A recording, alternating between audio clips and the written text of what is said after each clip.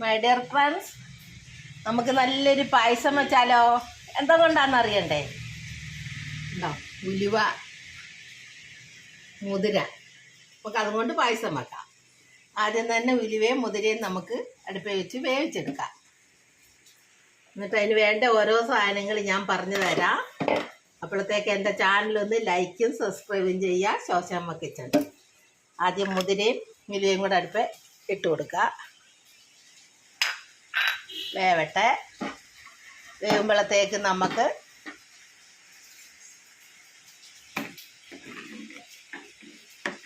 അടുപ്പിൽ വെച്ച് വേവട്ടെ.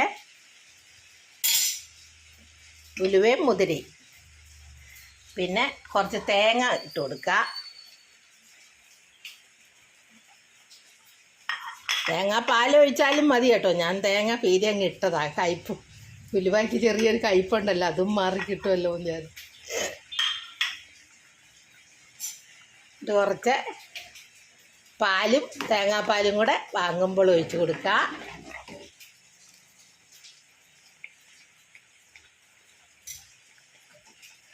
കുറച്ച് പാലങ്ങ് ഒഴിച്ച് കൊടുക്കുക.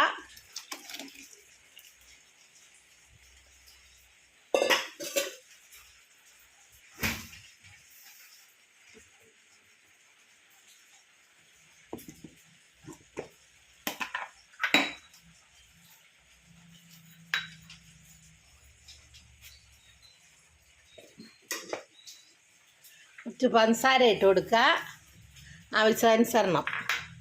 ചിലർക്ക് മധുരം കുറച്ച് മതിയാവും. ഒരു ഇച്ചിരി ഉപ്പ് ഇട്ട് കൊടുക്കുക.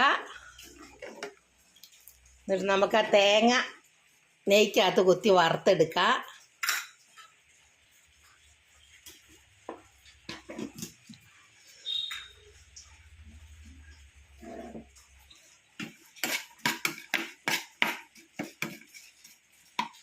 തേങ്ങ, അണ്ടിപ്പരിപ്പ്, മുന്തിരി എന്താ വേണ്ടിയെന്ന് വെച്ചാൽ നമുക്ക് ഇഷ്ടമുള്ളത് ഇടാം കേട്ടോ. ഓരോരുത്തരുടെ ഇഷ്ടമാണല്ലോ.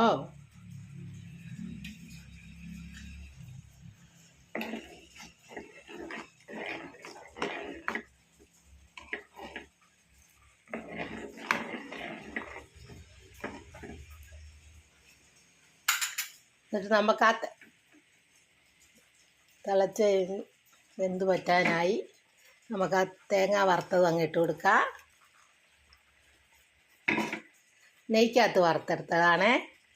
ഇച്ചിരി ഏലക്കായും ജീരകം ഇട്ട് കൊടുക്കുക.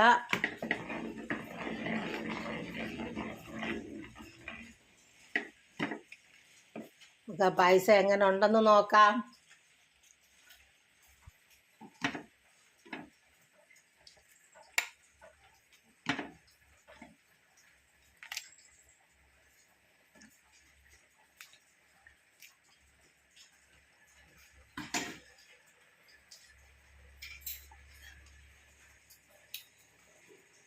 പായസം റെഡിയായി.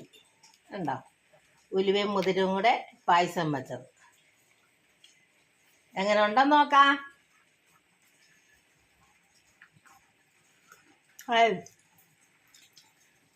തേങ്ങയും മുതിരയും എല്ലാം ചെന്നപ്പോൾ ഉലുവയുടെ കയ്പും കുറഞ്ഞു. പിന്നെ ഷുഗറും പ്രഷറും കൊളസ്ട്രോളും ഉള്ളവർക്കൊക്കെ നല്ലതാണ് കേട്ടോ ഈ പായസം. എല്ലാവരും മഴക്കാലം ആകുമ്പോൾ 10 ദിവസം കഴിക്കും ഉലുവ കഞ്ഞി എന്ന് പറയും. ഉണ്ടോ?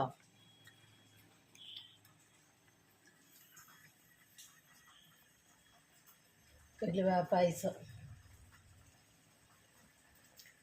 ഉലുവയും മുതിരയും കൂടെ പായസം വെച്ചത്. എൻ്റെ ചാനലൊന്ന് ലൈക്കും സബ്സ്ക്രൈബും ചെയ്യുക. Shoshamma kitchen, full channel Keralam by Shoshamma.